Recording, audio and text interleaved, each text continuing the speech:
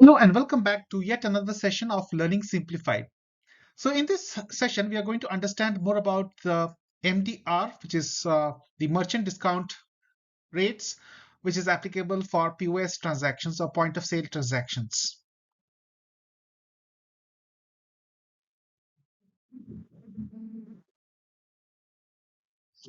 So the MDR stands for merchant discount rate. Actually, it's a charge which merchants are charged when they accept a debit card or a credit card for the services rendered. So before we go into how MDR works, it's important to revisit the transaction flow.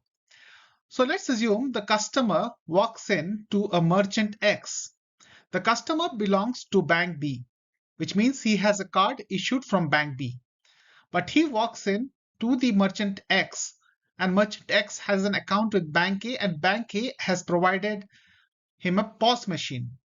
So the customer swipes in for the transaction amount. Let's assume that it's 1000 USD.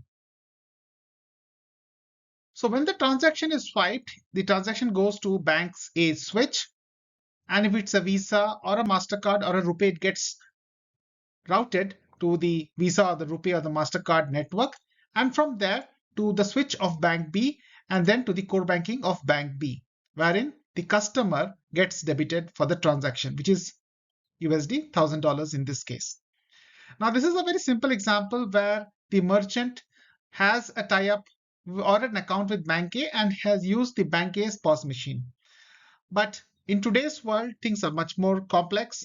There are a lot of payment aggregators like PayU, Razorpay, Pine Labs, and so on, which offers these POS and other functionalities of collecting payments. But in this simplified example, we have only these three parties.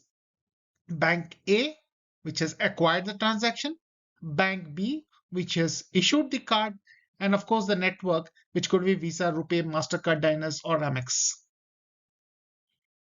All these require a charge to be paid. So in this case, who pays the charge? The charge is borne by the merchant. So at the time of the transaction, the customer gets debited for the 1000 USD. Now, when the merchant settlement file comes and gets uploaded, the merchant gets credit for the 1000 USD, but at the same time, he is charged the MDR. So let's assume the MDR is 20 USD. So for the transaction of 1000 USD, the merchant gets charged 20 USD. Now you can understand why merchants don't prefer credit cards as the payment mode, because they get charged unnecessarily. But of course, it is a necessary evil because of the privilege they are giving the customers of accepting debit and credit cards, their business grows. So it's an unnecessary evil. So now understand, how is that MDR split?